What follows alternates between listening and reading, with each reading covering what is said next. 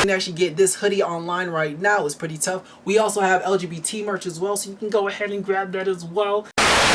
So you guys remember when we were all younger in like elementary and middle school and you finally became old enough to play in the band and the orchestra? I think for me it was like 3rd grade or some shit. I honestly don't know anymore because I'm getting too damn old to even remember those sad ass years of my life. Oh yeah, I'm 18 by the way, for anybody that actually does give a damn about like shit like that, I guess. But what I do remember though is I was so damn excited at the time to play the violin because I guess like, I don't know, plucking some strings on an instrument and using a bow was the coolest thing ever to me. I really don't know. I also think it just made me feel like I had power over everybody else. I really don't know. I was pretty fucking crazy when I was younger. I would actually be bragging to the kids younger than me about playing the violin. Like I used to be like, yeah, Alexis, that's why I'm over here playing the motherfucking strings and your ass over there still stuck on page 2 of that coloring book because your ass can't color inside the fucking lines. I'm sorry. I just a little bit emotional.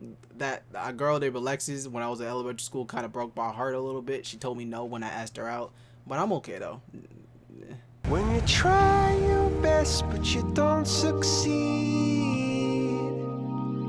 But anyways, the only reason why I referenced that is because the one thing about playing the violin that really irritated me the most was that no matter how hard I tried, I could never actually play any song to perfection. Now the reason that actually probably is because my dumb ass never went home and actually practiced, but that's not the point at all. I was too busy doing what I guess normal 9-year-old boys would do at the time, which is like playing video games for 10 hours straight, or I don't know, fucking sleeping. Like, you feel me? It just wasn't for me. Unlike other kids that I used to go to school with, they would be practicing their asses off 10 hours a day and shit, going home filling out the entire music sheet paper, and I would never pick that shit up to begin with. But I do know a certain woman that can play a certain instrument to perfection.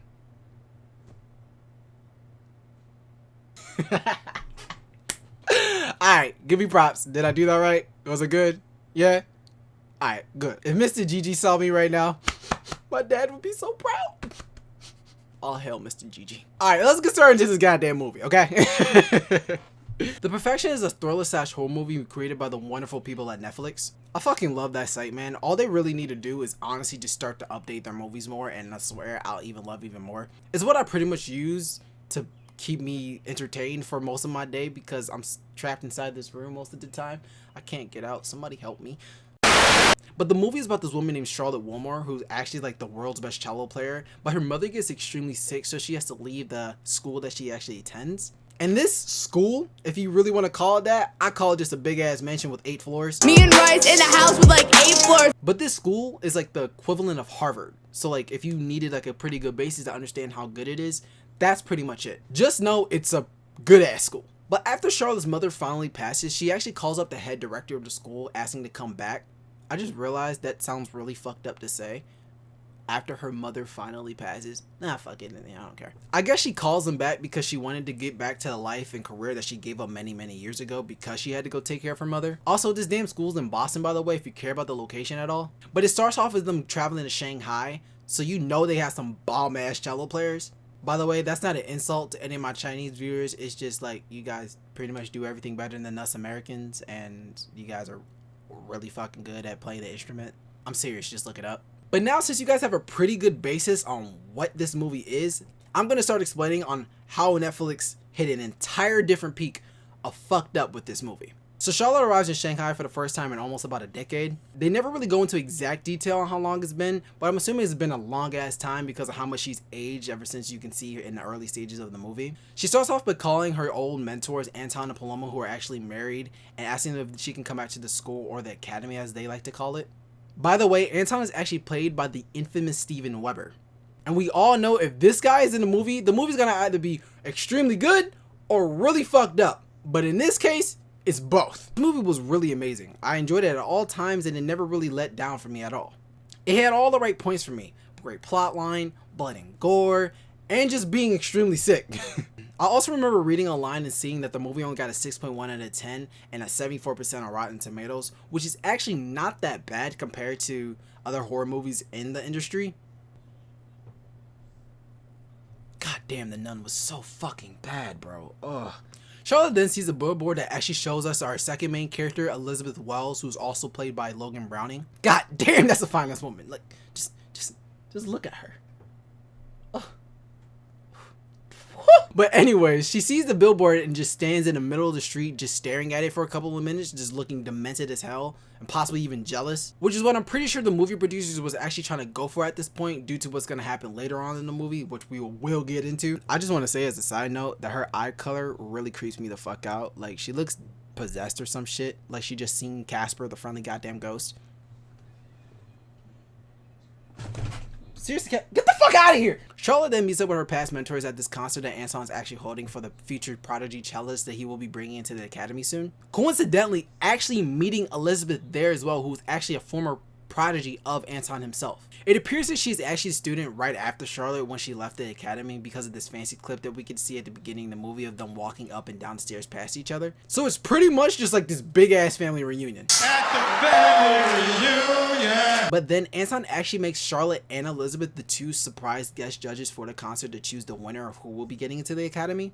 This then actually allows them to get to know each other even more, even though it seems like they know pretty much everything about each other already. I'm assuming this is a thing because they're both pretty much the two best cello players in the world, so I'm assuming just word gets around because they both are extremely famous. They instantly hit it off and they actually hook up with each other. Yes, they fuck. This is a pro-LGBT movie, by the way, if you didn't know that at all. It's literally tagged as LGBT on Netflix. That's the only reason why I knew that beforehand. Also, we get to see Logan Browning pretty much naked for a good small fraction of the movie, so I was pretty much for it. In an earlier conversation Charlotte had with Elizabeth, or Lizzie as she told her to call her, she asked Lizzie if she would ever consider leaving Backoff, which is actually the name of the academy, but she replies saying no because she feels like it's her home. Now, I don't know about you guys, but hearing that question was an instant bucket of foreshadowing for me. Something about it just pretty much gave away the entire movie for me, but it didn't go the way I expected it to go. Now, let's get into the real shit of this movie. I'm trying to speed this all up because I really want to get into the main story part of this movie because it's so goddamn good and interesting. So a lingering hint that kept popping up throughout the entire movie is that Charlotte and Elizabeth are actually the same. Multiple things actually point to this because they've had the same teacher, played the same instrument, and also have the same exact tattoo. This tattoo being a small black music note that's actually tattooed on the back of their right shoulder. Charlotte first realized when they were outside talking, and then the next morning when she got done doing the nasty with Lizzie. Little nasty! The next morning, Charlotte and Lizzie both leave the hotel so they can go on the small 2-week vacation that Lizzie has planned for herself and ask Charlotte to actually tag along with her. I guess when you give it good, you gonna receive some gifts, you know what I'm saying? But it was actually at this very moment when Lizzie should have realized that she fucked up. As Lizzie and Charlotte are actually on the way to get on the bus to go to their destination, Lizzie also starts to look similar to what Charlotte looks like in the beginning of the movie, which is like very sick and demented and just completely ill. She talks about how her head is hurting very badly and her mouth is very dry, so then she proceeds to down 2 bottles of waters and take about 4 to 5 ibuprofens. Or so she thinks. Now, any normal human being knows that you're not supposed to do that, especially on an empty stomach, which is exactly what Lizzie did, because she said she felt so sick that she couldn't even eat the food that they were eating at the restaurant that they were at before. Now, let me give you just a teeny tiny bit of context of what's going on right now. The day before, when Charlotte and Lizzie were actually leaving the concert, they ran into this man that actually became extremely ill and started to literally bleed from his nose and throw up everywhere on the public floor. People definitely helped the man out, but it kind of freaked everybody else out because it was pretty strange because it happened randomly, and the throw up he was throwing up was like this weird bright and dark yellow. I know if I saw some shit like that, that freaked me the fuck out too. But some other people who are literally around just for story plot purposes start talking about how they hope he didn't catch this virus that's actually happening down south at the moment. It's apparently this airborne virus that's called a hemorrhagic fever, and it's actually extremely contagious. I didn't know what it was at first, so I proceeded to go to Google and look it up and see what it was. And apparently it's a fucking mix of Ebola, Marburg, Lassa fever, and other yellow fever viruses. They pretty much mess with your organs and damage blood vessels and your actual body's ability to regulate itself. All being viruses that by themselves, they can pretty much just kill you in an instant. So I imagine if you mix all of them together, you're in for pretty of a hell of a time. It's also extremely rare, and there's only about 1,000 cases of it that happen around the world per year. So hopefully none of us ever have to deal with that, because I know if I get that shit, just fucking kill me. Seriously. I remember a couple years back when the Ebola epidemic had first started, I deadass did not leave my house for fucking months. But now, since you guys have some context, let me get back to the main story. So after what it appears that they've been on this bus ride for a couple of hours and Lizzie wakes up from her nap, shit literally hits the fan. And I mean literally, shit hits the fan. You'll understand why I said that in literally like 2 seconds. Just give me 2 seconds. Lizzie politely asked Charlotte if she can actually get the bus driver to stop the bus because she felt like her stomach was finna actually explode because she was in that much of pain. Charlotte tries to get the bus driver to do it, and this bus driver just pretty much tells her to screw off in a sense. So since Charlotte can't speak Mandarin, she gets this other guy that actually can speak Mandarin on the bus to try to get the bus driver to stop, but that didn't work either. Also, somebody teach me Mandarin, by the way. I'm so serious. I want to learn. Also, I just want to say as a quick side note to fuck you to the bus driver because that guy is an extreme dick. You could easily tell that something was wrong with this girl. He gave literally no shits at all. Lizzie then stands up and starts to throw up in front of all these other people on the bus and then starts to say that she actually feels like she's about to shit herself. I'm sorry, that's not supposed to be funny, but that shit had me rolling. After some more yelling, the bus driver actually does then stop the bus, but Lizzie struggles to get off the bus because she feels if she even walks anywhere, she will instantly start shitting all over the bus. The scene then cuts to Lizzie on the side of the road pooping and then standing up, and then guess what? Throwing up some more. I guess you could say she got both ends of the stick, huh? So at this point, if you really think this movie can't get any more fucked up and you have a little bit of a weak stomach, I really advise you to click off this video because it gets 100 times worse. Because Netflix hit a new goddamn peak on this movie, okay? So after Lizzie's trip to the bathroom, or well, the side of the road, they get back on the bus and actually continue their journey. Charlotte then asks if there's a hospital anywhere near around, but the man on the bus that actually helped them earlier says that there's no hospital anywhere near them until the next biggest city. She then takes her phone out trying to call someone, but then she says there's no cell service. Lying bitch. So now they're stuck on this bus until further notice until anything else can happen. So Lizzie starts to cry out again and talking about how much the pain hurts, and then throws up again, but trying to get it out the window, but fails because she couldn't get the window open in time. They both look at the throw up and Charlotte starts to freak out because there's actually bugs in the throw up. I'm talking about real maggots. Side note, that's fucking disgusting. Lizzie starts to cry loud even more and even comparing herself to the man that they saw yesterday at the concert, saying she's sick as well, just like him. She even worries about Charlotte, thinking that Charlotte's gonna get sick as well. You know, because they fucked. All I'm saying is, if an STD does that to me or can do that to me, I am never having sex again in my life. Put that on everything. Seriously, once again, fucking kill me. Charlotte assures her that she's not going to be sick and she'll be completely fine. This was another red flag for me. She was too goddamn calm. Nobody would be that calm in this situation. I would understand to be calm if she was just, you know, pooping and throwing up, because then she probably is just sick and just has an extreme case of diarrhea. That's normal. Everybody gets that every once in a while. But no. She's throwing up maggots on a window of a bus and she's pooping and shitting. So I don't think that works, Charlotte. I think we should help this woman out and do something in this moment. Lizzie then starts to scratch at her arm and actually said that she can feel the bugs under her skin and starts to freak out even way more. Then the bus driver starts yelling again, trying to kick them off the bus, and then Lizzie starts to bang her head against the window. She even cracked the damn thing. She must have really been hitting up that fucking window with some brute ass force, for real though. You know, do you know how hard it is to crack a window? Like, damn. So after the bus driver kicked them off the bus, they start to continue up road, and Lizzie is still freaking out, saying that she's dying, and actually starts to tell Charlotte that she should leave her so she's safe. But Charlotte assures her that she's not leaving her and will continue to help her. Charlotte the real MVP, yo. But now we're at the point of just like, what the fuck is going on with Lizzie? Because this has been going on for too long and something's definitely wrong with her. Lizzie then starts to stare at her arm and she actually can see bugs crawling under her skin. And then this makes her, guess what? Freak out even more. She then shows Charlotte and she doesn't even know what's going on at all. She just sits there just standing like, oh my god. What is going on? But honestly, if you were in that situation, would you really know what's going on? No? Okay then. The bugs burst out of her arm, making holes into it and then crawling up her entire hand and covering it. And then she throws up even more and more bugs come out of her mouth. Literally, what the hell is this movie? This is when it takes a turn for the worse. Charlotte then whips out this big ass butcher knife and then she continues to say these words. You know what you have to do.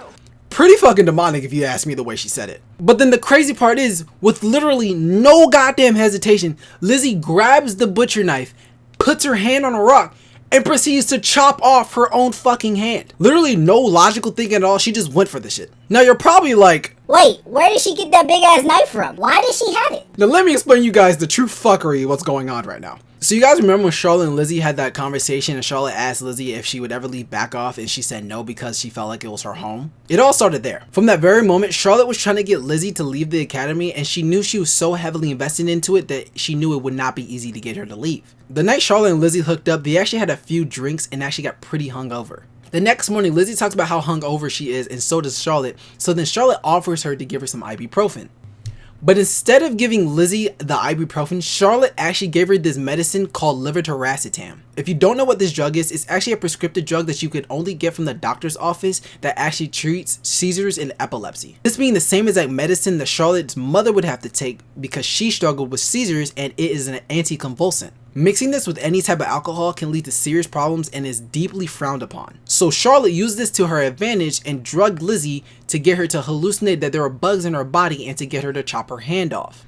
But now you're probably like, PVERA, why would she want to chop her hand off? give me a few more minutes and I'll explain it to you. Because I promise you, it is not what you think. This movie gets even more wild. Keep in mind that this movie is only an hour and 30 minutes and there is so much stuff to explain. When they were at the restaurant and Lizzie was sitting down playing with the food and not eating it, Charlotte went by the chef's kitchen and stole one of the butcher knives and actually slipped it in her bag. Then when they get on the bus, Charlotte then starts to implant ideas into her mind of bugs by swiping the back of Lizzie's jacket and saying she saw a bug and quickly got it off. This then early on gives Lizzie the idea of bugs and makes it a lot easier for Charlotte to manipulate her mind thinking that bugs were actually inside her body. This is a classical case of what we like to call psychological manipulation. It is a type of social influence that is used to change the perception or behavior of a person's mind and what they see. So mixing the levetiracetam and psychological manipulation pretty much can make you be able to manipulate anybody and do whatever you really want them to do. Shit, I wish I knew how to do that when I was younger. I would have got so much shit for Christmas. Now, let's be real. You honestly have to give Charlotte some credit for pulling this off. You really have to be like an absolute genius. Elizabeth literally had no idea this was coming. There was no type of signs or anything for her to get any type of clue that Charlotte was going to do this. She played her friend perfectly. And so for that, Charlotte, we all applaud you. Also, when they were on the bus, Charlotte talks about how she tried to call somebody but she couldn't because there was no service, but actually she really had full bars on her phone, so she could have made a call if she really wanted to. She even got Lizzie on the bus to take even more of the ibuprofen because she knew she had an empty stomach and that would make her even more sick, which is why she was throwing up and pooping so much. She's a true genius. Like, I'm sorry, I hate to say it, but like, this is a true plan that you really can't not give props to. It was pretty much perfectly executed. Also, while Lizzie was taking a nap on the bus and Charlotte was sitting next to her, Charlotte was actually online looking up how to make a homemade tourniquet. A tourniquet is a certain device that you use whenever you lose a leg, a hand, or any type of limb to stop the blood flow from the vein or the artery. Charlotte is extremely bold for this because if she did not do this right, Lizzie could have definitely died and this could have got even 10 times worse. But Lizzie is pretty famous, so I'm pretty sure after a while somebody would have noticed her disappearance and somebody would have started to come looking for her. But if you think about it, where they were, I think Charlotte might have actually gotten away with murder if she really wanted to kill her.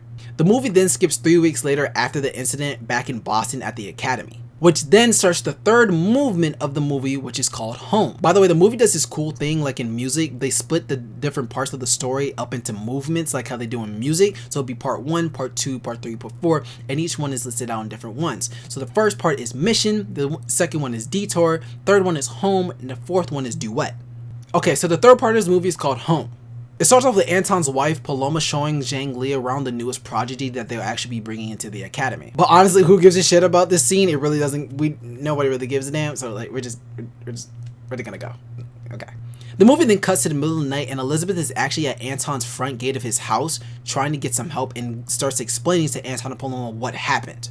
She then starts explaining the entire situation, saying that people found her on the side of a mountain and the police tried to help her, but it was just too late, meaning they can't put her hand back on her arm. We didn't find out that Charlotte actually already hit the dash and got the fuck out the country. Anton then asks Lizzie why Charlotte even did it in the first place, and Lizzie responds with this. She's a jealous fucking bitch. Which makes perfect sense if you really think about it. It's just a typical case of jealousy that just went a little too far. Anton the very next day actually then explains to Lizzie that she's no longer allowed to attend the academy because, well, she doesn't have a fucking hand. So she kind of can't play no more. Makes sense. She then gets ready to grab all of her stuff, but then starts walking down this hallway and then sees a picture of Charlotte and Anton in it when she was younger and punches the hell out of it. This next scene is how I knew Lizzie was a complete badass, and this is why I love her character so much. She was personally my favorite. Lizzie then travels from Boston to Minneapolis to give Charlotte the biggest ass whooping I'm pretty sure she's ever gotten in her life. If you ask me, it's pretty much well deserved. She then hears noises coming from her hallway and goes and checks her bedroom, but she sees nobody as well. Charlotte then starts to hear noises around the house, and you could tell that she becomes extremely scared because just of her facial expressions. Shit, I would be scared too as well if I just cut somebody's hand off and ruined their entire career. Lizzie then pops out of nowhere and proceeds to tase Charlotte until she hits the ground and proceeds to kick the living shit out of her until she felt like she was done. She then somehow manages to put Charlotte in the trunk of her car and drive all the way back to Boston to go to Anton's house to bring Charlotte to Anton to possibly see if she can get accepted back into the academy. I don't know what kind of logic that happens and how that works, but just go with it. The movie then cuts to one of the most badass shots I've seen in a while, and it's actually Lizzie standing at the top of Anton's driveway in front of her car, waiting for Anton and Paloma to come up the driveway. Anton then sees this and helps get Charlotte out of the trunk and into the house and starts questioning her. Now this is when the shit gets juicy, and I love this part. Charlotte then starts to explain that she wasn't jealous of Lizzie actually at all. She was actually trying to help save her because she felt like she was brainwashed by Anton for all these years. She also talks about how she saw she had the tattoo and knew that she had to go through the same exact things that Charlotte had to go through to get that tattoo. Now we're going to explain the whole meaning of the tattoo, and this is where it gets crazy. Charlotte then starts to say that she was trying to save Lizzie from Anton because if you haven't guessed it yet, he was actually raping these girls. This sick bastard was actually raping these girls as punishment for making one mistake while they were practicing playing cello when he was teaching them. He's actually been doing this to every single girl that he's ever taught. Hence, this is why the school is only an all-girls school. So here's a little bit more context on actually why Anton was doing this in the first place. The whole point of the academy is to be perfect and to play the music to perfection and never make any mistakes. So what he did was he was using rape as a scare tactic to end up scaring the girls into playing the music perfectly because he knew they wouldn't want that, and so they would never make a mistake. That way, he would look good and they would look good at the same time. Yes, that's completely fucked up and that should never be a thing. You gross bastard. Anton quickly realizes that Charlotte is actually trying to expose him and stop him, and then proceeds to drag her ass down to the basement. Like seriously, he was dragging the shit out of this girl, like all the way down the stairs. Charlotte then breaks away from Anton's grasp and hits him, and then goes over to Lizzie and proceeds to hit her with the meanest headbutt I've ever seen since Vin Diesel did it in Fast and Furious 6.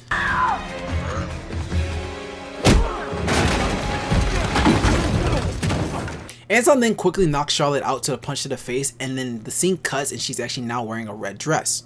I'm actually quite curious on which one out of all of them undressed Charlotte and put her in this dress. I don't know. I'm quite curious. I wish the director would come out with a statement about that, but I don't think they ever will. Pretty much the rest of the cast that's actually relevant to the story is then in this scene, and they're all wearing pretty much the same exact clothing. It's actually kind of tough if you think about it because they all look nice and they're wearing matching suits and blazers and stuff. I don't know, stuff like that I like. I don't know. He then puts Charlotte on this mini stage that he has in his basement and actually changed her feet to it so she can't get up out of the chair, and wants her to play for everybody else in the room. He even wants her to play in front of Zhang Li, the newest prodigy that he's bringing to the school, because he wants her to see a experienced cello player. But here's the catch to Charlotte actually playing in front of Zhang Li. He actually wants Charlotte to play the song with no mistakes and makes Charlotte believe that if she messes up at least one time, he would then actually rape Zhang Li later. Charlotte then pleads and tells him to do it to herself instead of the little girl, but instead he just yells at her and tells her to start playing. She then starts playing this beautiful piece that I'm pretty sure Anton has taught her how to play when she was younger, but then she purposely messes it up in front of everybody and the whole vibe of the room just gets shook as shit. This then shocks everybody in the room and nobody claps besides the little girl Zhang Li. This exact moment even proves more of sort of why Anton does this to the little girls, which is to make them into the world's best cello players and to teach them that no mistake is ever acceptable. He then tells his wife Paloma to take Zhang Li upstairs because it's past her bedtime, and that way everybody else can have their fun with Charlotte while Anton just goes upstairs. The two other teachers that work at the academy, Theus and Jeffrey, actually then start to go after Charlotte until Lizzie says stop, she wants her first. Lizzie then says this line that literally had me dying for about 10 minutes after she said it. Just listen to this. Usually I like to use my fingers, but that's out the question now, don't you think? I'm sorry, but that clip was just too funny not to put in the video. God damn it, you screenwriters. The two teachers that literally haven't said a single word this entire movie then start to randomly convulse onto the ground and pretty much die. Charlotte and Lizzie then after that start to make out randomly, and that was pretty much like the biggest shocker ever. Spoiler alert, it was all a part of the plan. Now let me explain this one last time because I already know this video is long as fuck. Let's rewind all the way back to when Lizzie cut her hand off. Lizzie then woke up on the side of the road to Charlotte explaining to her that she only forced her to cut her hand off because she knew she wouldn't leave back off without good reason. So she came up with the plan to cut Lizzie's hand off because she knew that would force Anton to not want to do anything with her, well, because once again, she doesn't have a hand. Her whole point being Anton won't actually care about her if something actually goes wrong with him. He only wanted to keep them around because he liked to rape them. She just wanted to get her away from that life because she knew she was in too deep and would always be stuck in it. Now, this is when PVERA is going to give his little, say, Charlotte, you don't think you could have maybe, I don't know, talked to her? Was that not a plausible thing to do at all? Instead of forcing this girl to chop off her hand? Maybe? I don't know. I understand that talking about situations like these are very hard to do, but if you both have experienced the same exact thing from the same exact person, what's so hard about talking about it to that other person and then only exposing Anton? Like, wasn't that the main goal in the first place? That way you both would still have hands right now.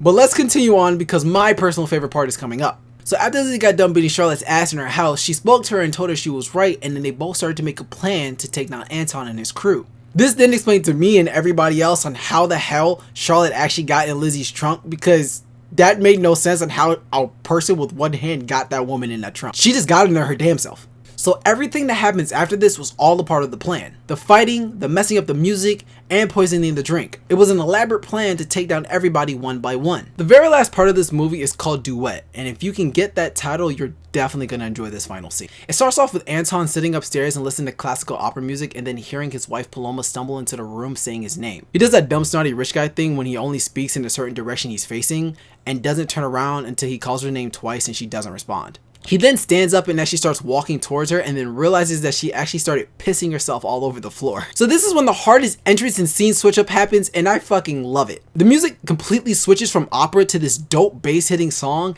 and then Charlotte and Lizzie walk into the room at the same exact time.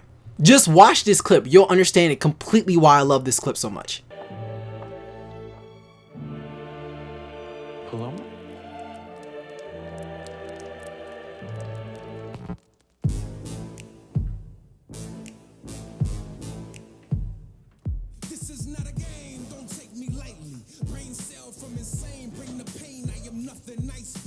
Lizzie then picks her finger up and then lightly pushes Paloma into the ground, and then Anton finding out that they actually stabbed her. I kind of almost feel a little bit bad for Paloma because she's like the one person that was just stuck in the middle of all of this, and she seemed like she really didn't know exactly what to do and how to handle the situation. She just went along with it because it was her husband. But oh well, she's dead now, so screw it.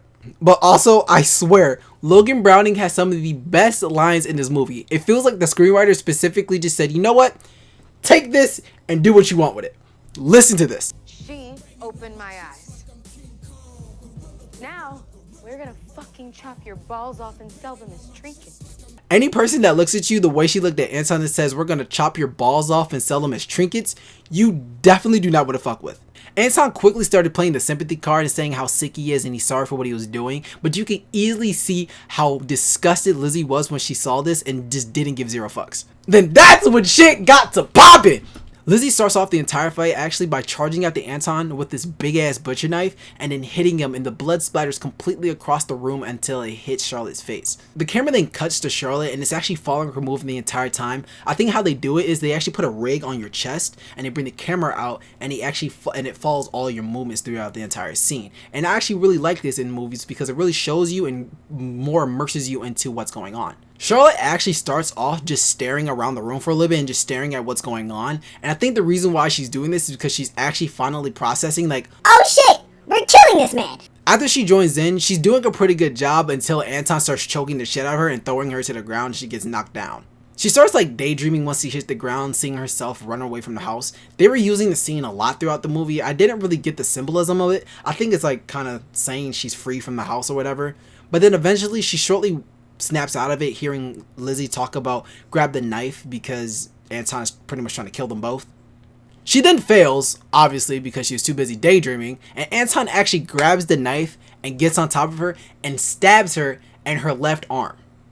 This man completely drags this knife all the way through and just thrashes it. It's completely done at this point. Lizzie then gets up off the ground and starts to beat the living shit out of Anton with the metal fire stick that she used to move wood into fireplaces. And let's just say she gets really into it. The one of the most sadistic scenes comes up, and honestly, I think this is what will give everybody shivers about this movie. The movie then cuts back to the basement that they were all in before, and Charlotte and Lizzie actually put Anton in one of the blue chairs that they sit in to watch people perform in. This scene is pretty much the most gruesome part of the entire movie, and if you really want to see it yourself, you can go on Netflix and watch it. I might put it in the video, but it's just really that gruesome for me to even, I'm not sure if I could even put it in this video. But the only catch about it is that they actually cut off both his arms and legs, and then sewed his mouth and eyes shut. But as Anton's actually sitting in this chair, they hooked him up to an IV station to pretty much keep him alive, because I'm pretty sure without anything else the man would be dead. They then actually play an entire song on the cello on the stage for Anton so he can hear it, because he was so pressed the entire movie to hear people play music perfectly. So that's exactly what they did for him. They only let him hear. They didn't let him see it, talk, or nothing, or even move, because, well, he has no limbs. I feel this is the most creative part of the entire movie, because since Charlotte lost her left hand because of Anton, she can no longer pick and choose the notes she wants to play on the cello. But since she still has her right hand, she can use the bow and play the notes and the strings. But since Lizzie lost her right hand, she can no longer use the bow on her cello, but she still has her left hand, so she can play the notes on the cello herself. So that way they can both take their disabilities and combine them together and just to make one amazing ass cello player. It's honestly pretty heartwarming, because they took their disabilities and combined them together to keep doing what they really love, which is playing the cello. But if you did enjoy this video, please make sure you like and comment down below and let me know what other content you would like to see. Also, let me know what other movies you would like me to do reviews on, or just bash or make fun of. I really don't care. I'll do anything, for real, for real. Make sure you follow me on Instagram, which is at ss.PVERA. Or you can follow me on @PVERA Productions. I will respond on either one of the accounts. You can also follow me on Twitter. That's the best place to go if you really want to get in contact with me. I give you live updates of when I'm going live on Twitch and what I'm doing for the day, and I just like to talk to my viewers. Make sure you follow me on Twitch. I stream a lot of different things on there. I edit, play video games, do funny things, horror games, all that stuff that you would like to see. We can do it live. We can even experience it live together in the chat. So might as well come and drop a follow, you feel me? Also, make sure you use code PVERA at checkout for free shipping. But anyways, it's been your boy PVERA, and I'll catch you guys in the next video. Peace. I don't care about your mans. I don't give a fuck. With my wrist, I hit my dance.